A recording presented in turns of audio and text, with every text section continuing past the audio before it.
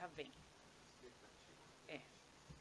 Deixa eu falar uma coisa. Há um ano atrás, exatamente há um ano atrás, uma sexta-feira antes do Natal, eu estava entrando na casa, conhecendo a casa, sendo acolhida, como eu já vi que tem um casal aqui, que está aqui pela primeira vez, sejam bem-vindos. Aconteceu comigo a mesma coisa.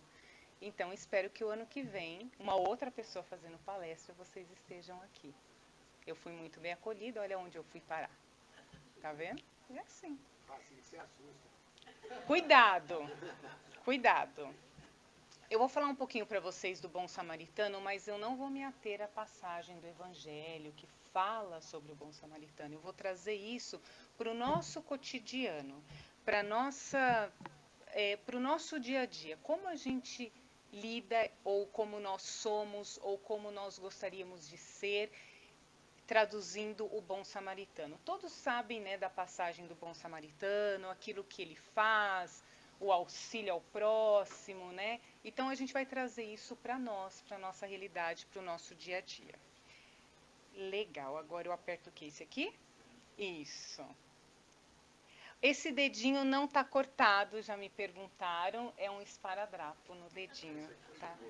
É, todo mundo falou, é um esparadrapo, tá, gente?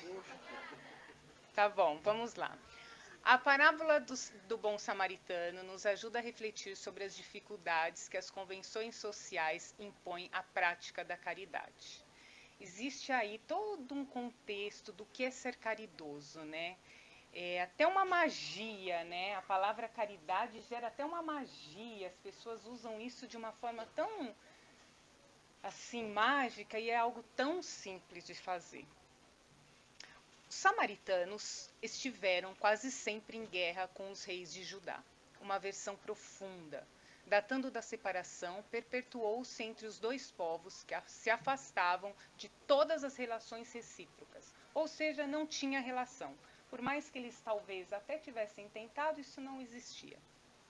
Os samaritanos, por tornar a divisão, a cisão mais profunda e não ter que ir a Jerusalém na celebração das festas religiosas, construíram para eles um templo particular. Então, eles faziam a festa deles, os encontros deles entre eles. Não se misturavam com os outros povos. E adotaram certas reformas. Aos olhos dos judeus ortodoxos, eles eram heréticos, eles não seguiam os dogmas e isso incomodava. E aí eu pergunto, a gente se incomoda até hoje quando as pessoas não pensam como nós, não agem como nós, ou não seguem aquilo que a gente acredita? Né? A gente não consegue compreender diferenças, a gente só consegue se compreender aquilo que está de acordo com o que pensamos. Detalhe que a gente nunca sabe se o que a gente pensa está certo. Porque o outro também acha que o que ele pensa está certo. Será que é por isso que existem as divisões? O que vocês acham? Aos olhos dos judeus, e por isso mesmo desprezados e perseguidos, O antagonismo das duas nações tinha, pois, por único princípio a divergência de opiniões religiosas, embora suas crenças tivessem a mesma origem. Olha que interessante isso. Jesus, aí vamos falar um pouquinho, né, de Allan Kardec, o samaritano. Jesus não fala das convenções externas da religião, simplesmente quer exaltar a caridade, o único meio de salvação da alma. E aí já foi dito que não é dentro da igreja que se faz a salvação. Não é na igreja, é na caridade, é fazendo o bem ao próximo. Então não adianta a gente ficar dentro de templos, igreja, centros, 25 horas por dia, se quando a gente passa da porta, a gente não coloca em prática o que a gente aprende. E aqui dentro é uma coisa interessante, porque aqui a energia é muito boa. Então é muito fácil estarmos de bem com todos. E quando não estamos de bem, a gente consegue, mesmo assim, estar com semblante, com uma aparência, tratando os outros com carinho. Por quê? Porque aqui dentro a energia é diferente. Então, o grande teste é da porta para fora. Por essa razão que Jesus coloca o samaritano considerado herético acima dos ortodoxos, que falta com a caridade. Ou seja, a prática, ela é o grande meio de salvação. Não é só decorar, ou adorar, louvar. Isso é importante, mas ele não é o que define a pessoa. O Evangelho segundo o Espiritismo. Eu peguei só essa passagem do Evangelho. É rápido, é um pouco extenso, mas é rápido para a gente entender um pouquinho. Então, dirá o rei aos que estiveram à sua direita: Vinde, benditos de meu Pai, tomai posse do reino que vos foi preparado desde o início do princípio do mundo. Porquanto tive fome e deste-me de comer, tive sede e deste-me de beber, careci de teto e me hospedastes, estive nu e me vestistes, achei-me doente e me visitastes, estive preso e fostes ver. Então responder-lhe-ão os justos: Senhor, quando foi que te vimos com fome e te demos de comer, ou com sede e te demos de beber? Quando foi que te vimos sem teto e te hospedamos, ou despido e te vestimos? E quando foi que te soubemos doente ou preso e fomos visitar-te? O rei lhes responderá: Em verdade vos digo, todas as vezes que isso fizestes a um destes mais pequeninos dos meus irmãos, foi a mim mesmo que o fizestes. É a prática do que a gente aprende, do que a gente lê e do que a gente vivencia dentro dos templos, dos centros, das igrejas, de todos os ambientes religiosos. Fazer ao próximo que deseja que se faça a você. Essa realmente é a máxima mais importante que a gente deve carregar dentro de nós. Isso deve ser um mantra, de verdade. Sabe quando a gente tem dúvida se o que estamos fazendo é certo ou é errado? Claro, lembrando que somos todos ainda imperfeitos, ninguém é anjo, mas sabe quando vem aquela dúvida? Puxa, será? No será, pergunta, e se fizessem comigo? Se a resposta for não, não gostaria, aí talvez eu não gostaria, não faça. Porque esse é o grande erro que a gente comete. É a gente agir pelo impulso e se esquecer que a outra pessoa vai sentir o que talvez a gente não gostaria de sentir. Caridade. Um homem que descia de Jerusalém para Jericó caiu em poder de ladrões que o despojaram, feriram e se foram, deixando quase semi-morto. Aconteceu, em seguida, que um sacerdote, descendo pelo mesmo caminho, o viu e passou adiante, ou seja, um representante da igreja que falava, que expunha, que ditava regras, que falava de Deus, passou adiante. Um levita, aqueles que louvavam cânticos, está ali com o sacerdote, que também veio àquele lugar, tendo-o observado, passou igualmente adiante. Mas um samaritano que viajava, chegando ao lugar onde jazia aquele homem e tendo-o visto, foi tocado de compaixão. Aproximou-se dele, deitou-lhe óleo e vinho nas feridas, depois, pondo-o no seu cavalo, levou-o a uma hospedaria e cuidou dele. No dia seguinte, tirou 2 denários, uma quantia, e deu ao hospedeiro, dizendo: Trate muito bem deste homem, e tudo o que despenderes a mais, eu te pagarei quando regressar. É uma atitude tomada pelo impulso de compaixão, não é? Ele passou, ele viu, ele se colocou, vamos voltar, no lugar de que, puxa, se fosse eu caído aqui, eu queria que alguém me carregasse, me cuidasse, me ajudasse. E aí ele teve o impulso de ajuda. Caridade. Qual desses 3 te parece ter sido próximo daquele que caíra em poder dos ladrões? O doutor respondeu: aquele que usou de misericórdia para com ele.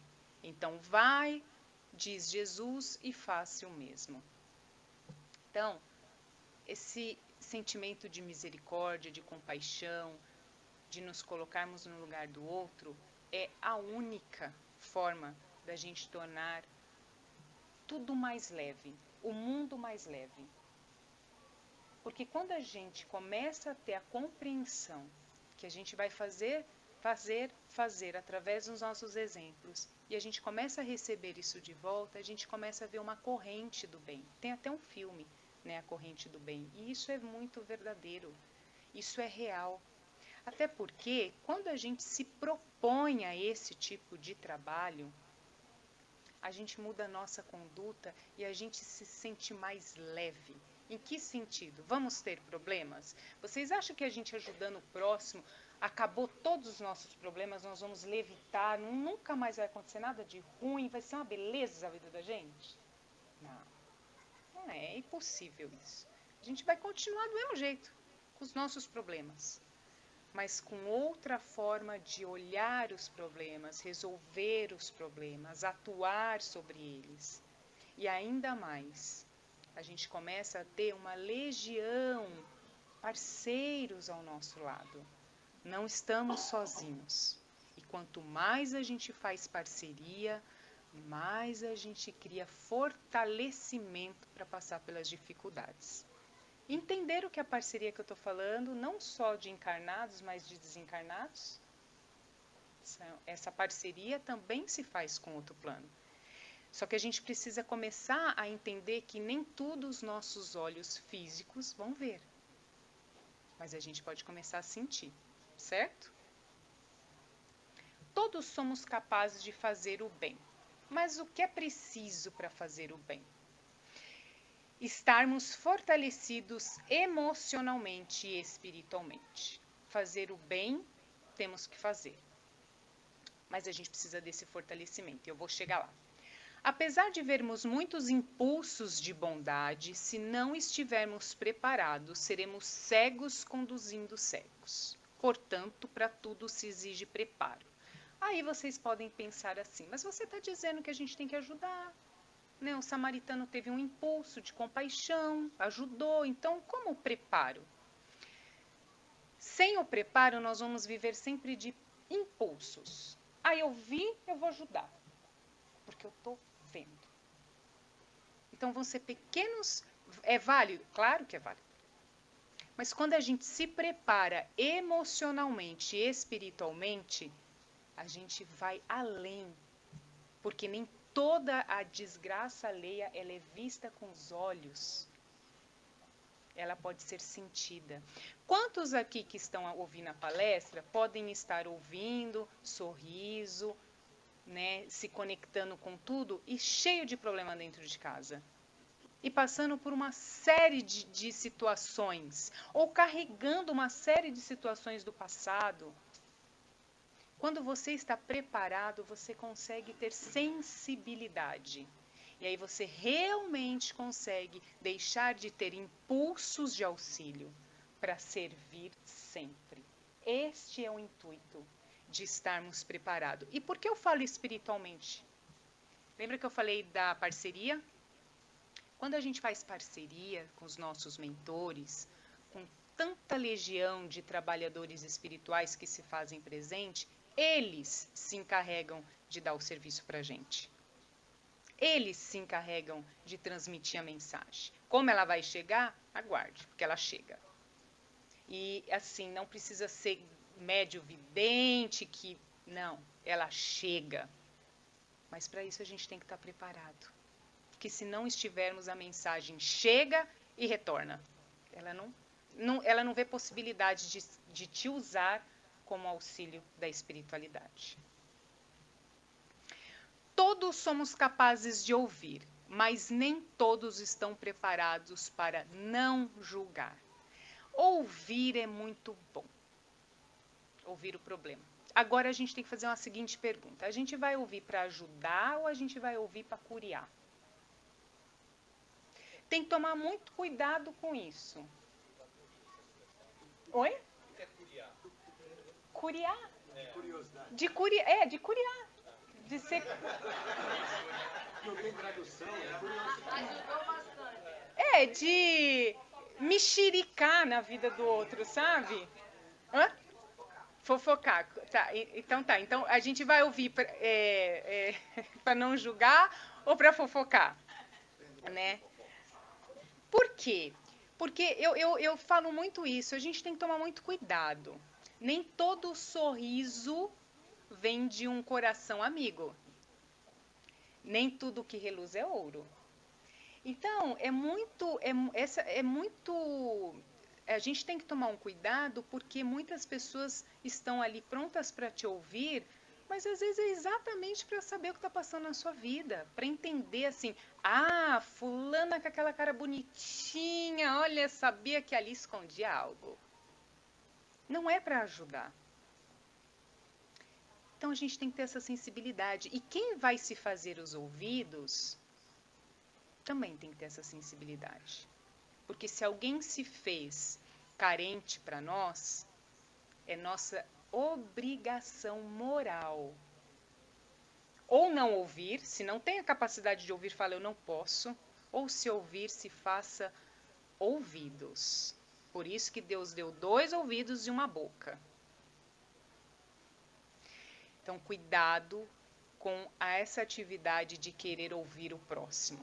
Se você não vai ter condições de guardar o que você ouviu, não ouça. Porque depois a conta não é com o seu próximo ou com a pessoa. A conta é muito mais cara. A cobrança é muito mais cara. Aí assim, a cobrança é de Deus, né? Não. A cobrança é a nossa consciência. Porque Deus dá o livre-arbítrio. Ele ama a gente por igual. Engraçado que ele ama todos nós, inclusive quem a gente não gosta, ele ama também. Fica o recado que a gente não gosta, mas ele ama. Olha que engraçado. Né? Ele podia amar só a gente, mas ele ama quem a gente não gosta. Então, cuidado. Se não souber ouvir, não ouça. É sempre mais fácil o auxílio aqueles que somos simpáticos, né? Fazer a caridade com quem a gente gosta, que é a caridade FDF. Poxa, quem sabe? Olha, você quase chegou lá. A fácil de fazer. Porque, gente, é muito fácil. É muito fácil eu chegar para uma pessoa amiga e ouvi-la, e abraçá-la, e chora aqui que eu choro junto, e eu tô ao seu dispor. Isso é fácil. Isso é gostoso. Vamos lá, vamos sair, vamos. Mas e quando é alguém, aquela pessoa que você fala, mas que Jesus, mas que container, que pessoa chata, gente. Porque a gente pensa isso. Eu não sei se todos compartilham, mas ninguém está num patamar que ama todos aqui ainda, né? Ou está? Não, porque se está, que bom, né? Mas a gente não tem aquelas pessoas que a gente fala, misericórdia, dai-me a paciência. Tem. Dai-me a paciência, porque tá chegando. A gente até olha no relógio que a gente fala, vai chegar. Aí que entra o mérito da caridade. É quando a gente, e aí não é hipocrisia, né? A gente, sorri porque... Não, aí não é ser hipócrita.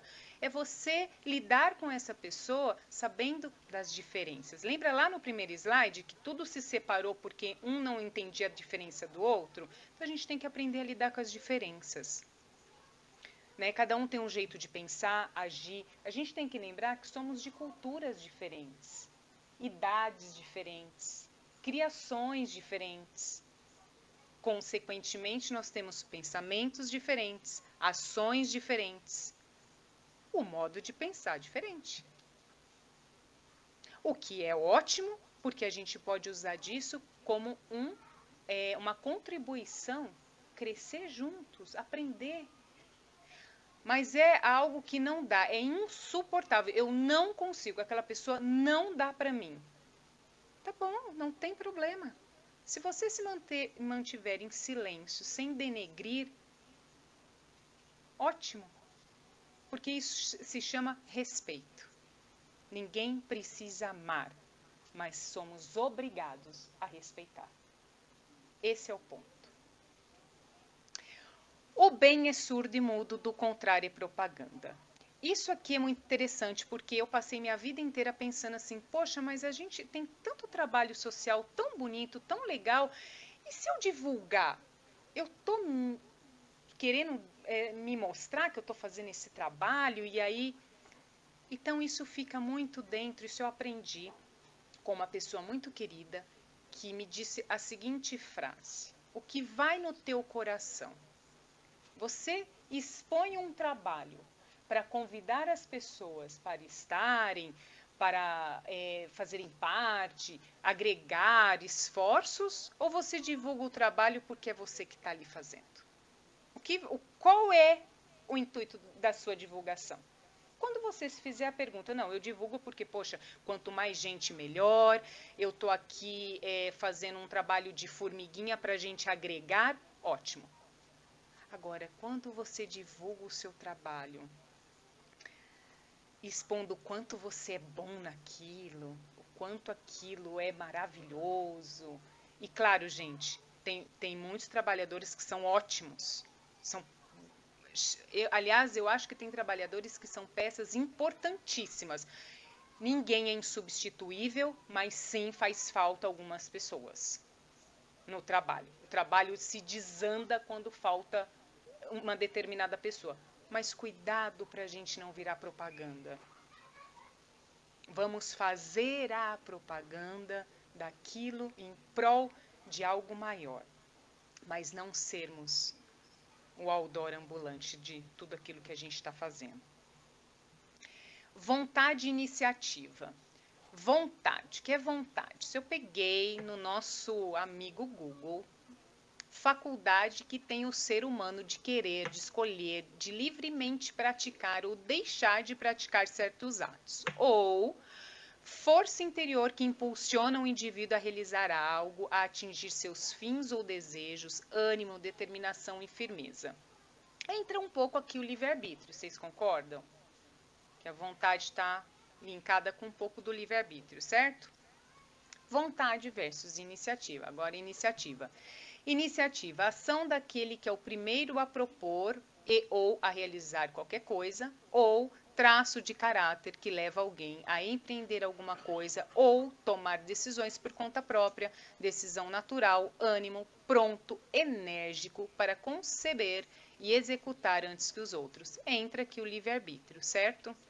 Então, qual é a diferença da vontade e da iniciativa? Alguém? Deve ter vontade, mas não tem iniciativa própria. Vontade de fazer, mas não tem ação. É isso aí.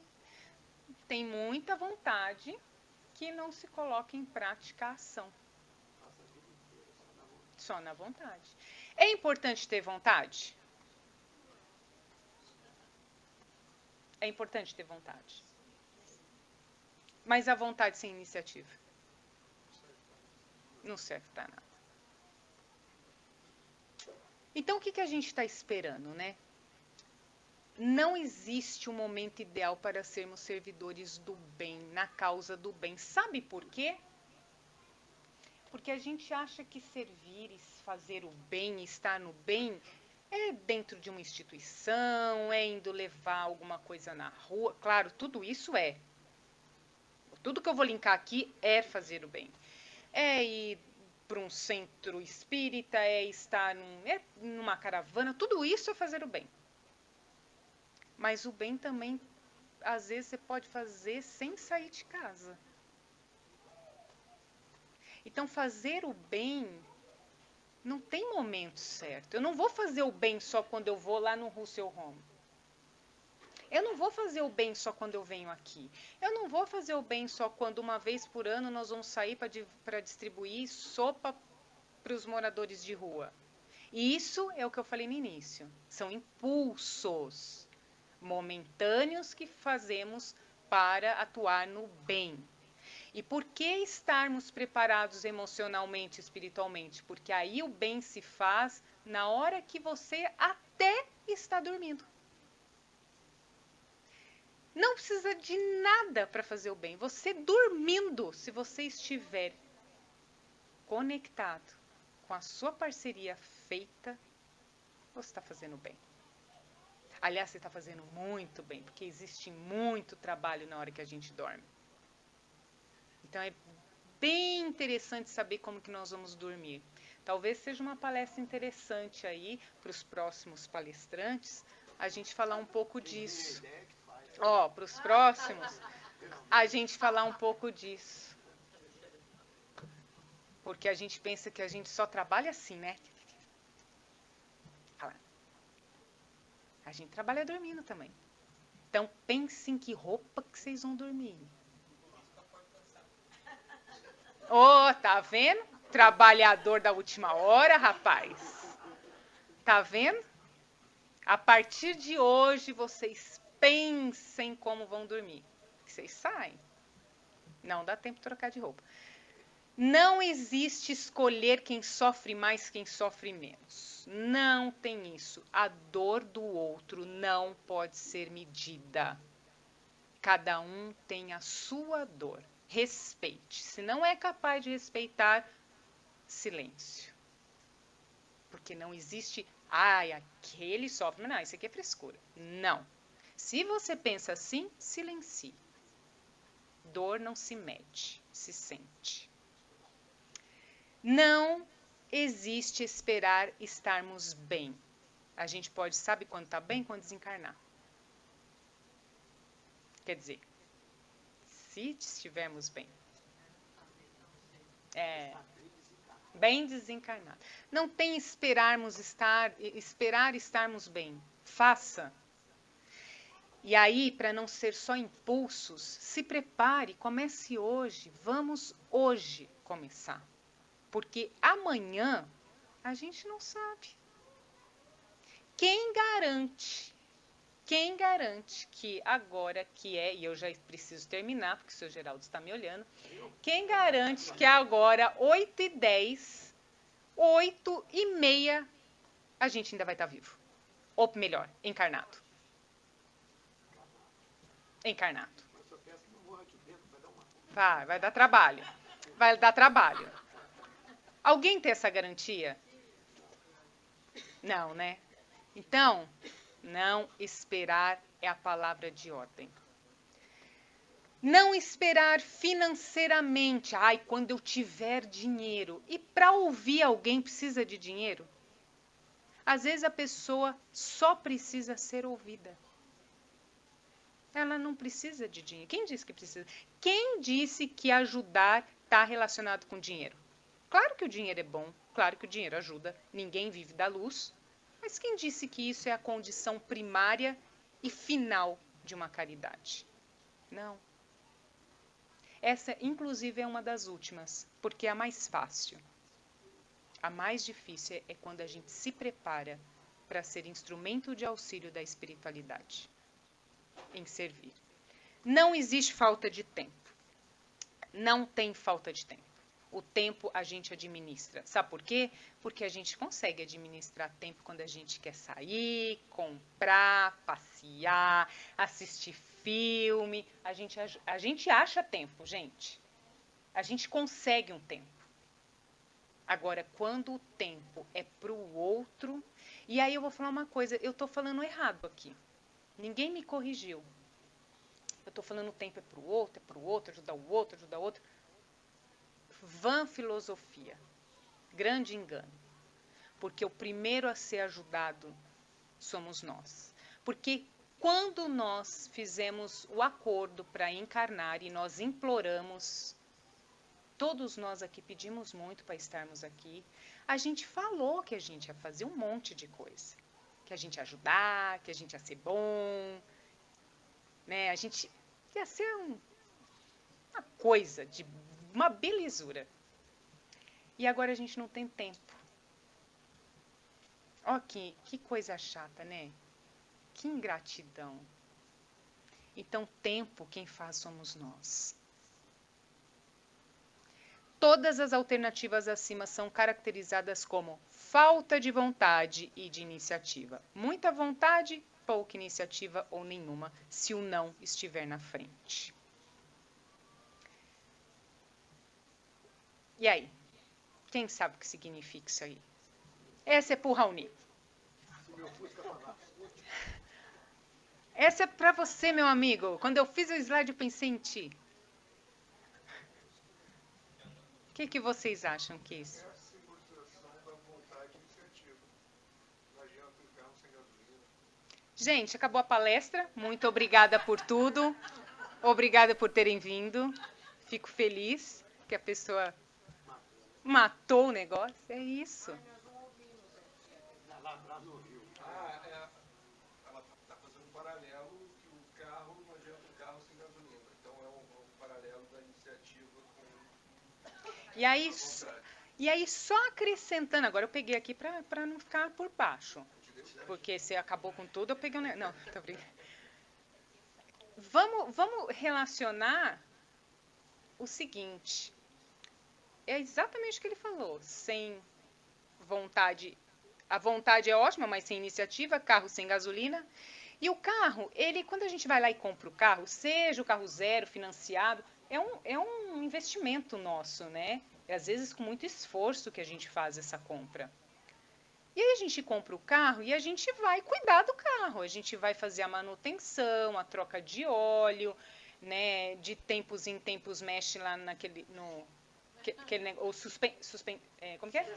Suspensão, e ver o pneu, e ver o freio, enfim, pastilha e tudo mais. Não é isso, a gente não faz isso. Isso somos nós aos olhos de Deus. Nós somos uma criação dele.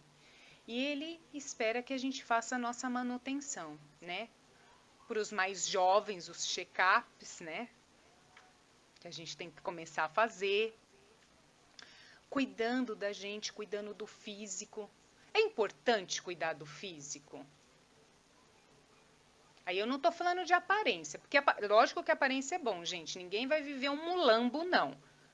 A gente tem que viver bonitinho, mas assim, com limites.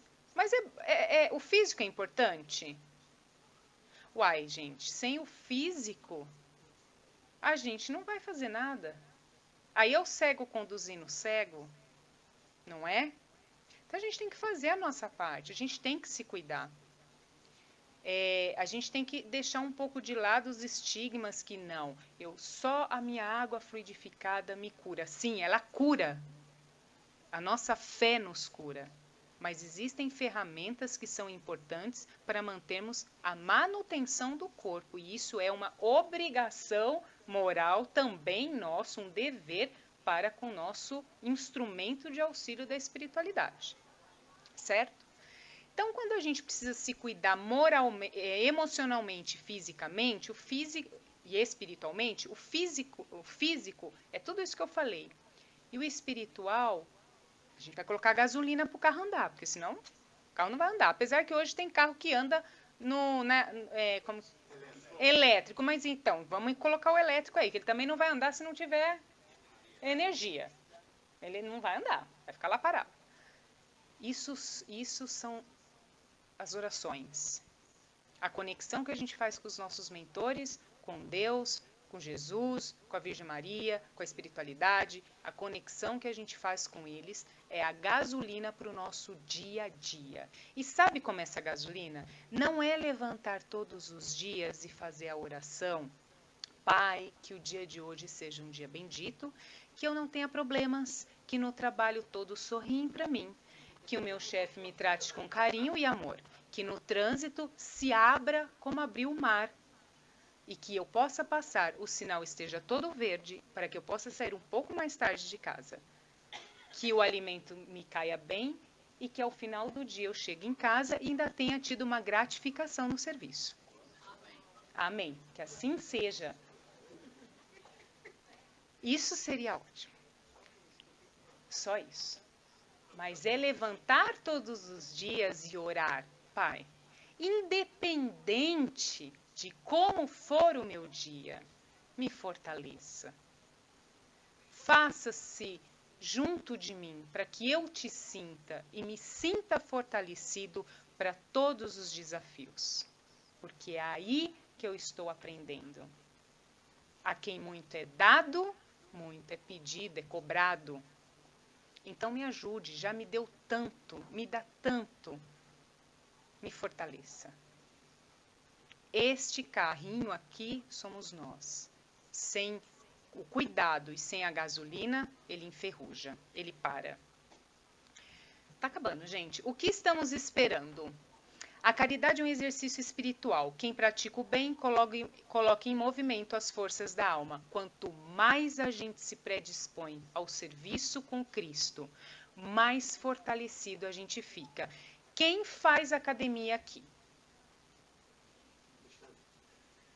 Eu não faço academia, nunca fiz academia. Eu vou na academia fazer exercício. Tá certo, gostei.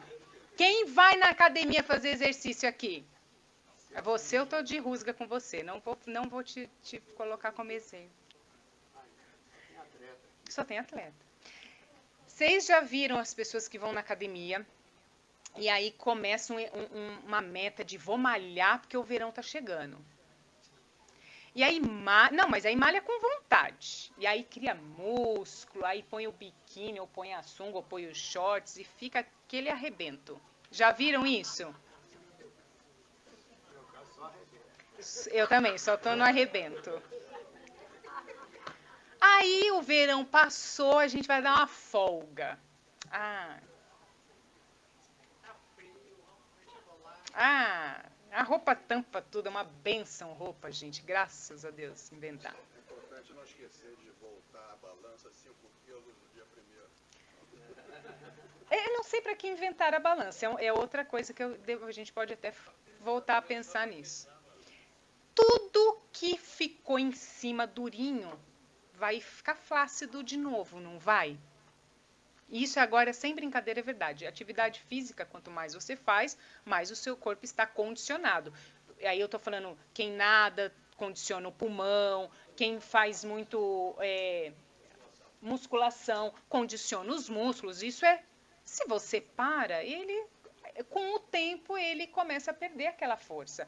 Assim é a prática da caridade. Quanto mais faz, mais fortalecido a gente fica para os embates. Não acaba os problemas. Nunca irá acabar. Porque o problema, ou melhor, eu gosto de falar desafio, ele serve para nos testar, então não vai acabar. Mas quanto mais a gente tem o exercício espiritual da caridade, mais a gente transpõe os obstáculos com, eu nem vou dizer com facilidade, mas com leveza. Então, é muito importante que a gente comece a pensar o que a gente quer para a nossa vida. O que a gente quer. Vamos esquecer o que foi, né? De agora em diante. Ajuda-te e o céu te ajudará. Como dito anteriormente, para se fazer o bem, precisamos estar preparados, emocionalmente e espiritualmente. Porém, quanto mais nos predispomos ao serviço do bem, toda espiritualidade amiga se faz presente e atuante em renovar nossas forças para vencermos nessa caminhada de obstáculos terrenos chamada reencarnação. Faça a sua parte, seja parceiro. Ali é uma empresa, gente. Nós somos funcionários e somos muito bem vistos pelo nosso CEO. E ele sabe que ele coloca ali as pessoas certas para nos auxiliar. Então, nunca estamos sozinhos. E quando a gente começa a fazer essa parceria, a gente sente a presença. Não precisa ser médium, nada, oh meu Deus, não, sente. Aos outros eu dou o direito de ser como são, a mim dou o dever de ser cada dia melhor. Se vamos fazer o exercício da nossa mudança, vamos fazer por nós, porque cada um tem a sua vida. Deus deu uma vida para cada um.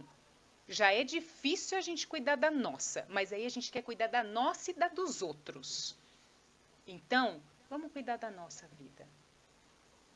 Vamos entender a gente. E depois a gente vai saber como a gente vai fazer, se a gente vai fazer para ajudar o outro. Porque só vamos ajudar se não for para julgar. Então, ser melhor cabe a nós. O outro sabe o que ele quer para a vida dele. Que assim seja. Muito obrigada. Como eu sou muito fluente no inglês, eu resolvi fazer um slide, né, em inglês. Eu achei que merecia mostrar né? Essa palavra thank you. Sim, sim, eu decorei uma semana. Uma semana eu decorei isso daqui. Muito obrigada, gente. Obrigada pelo carinho.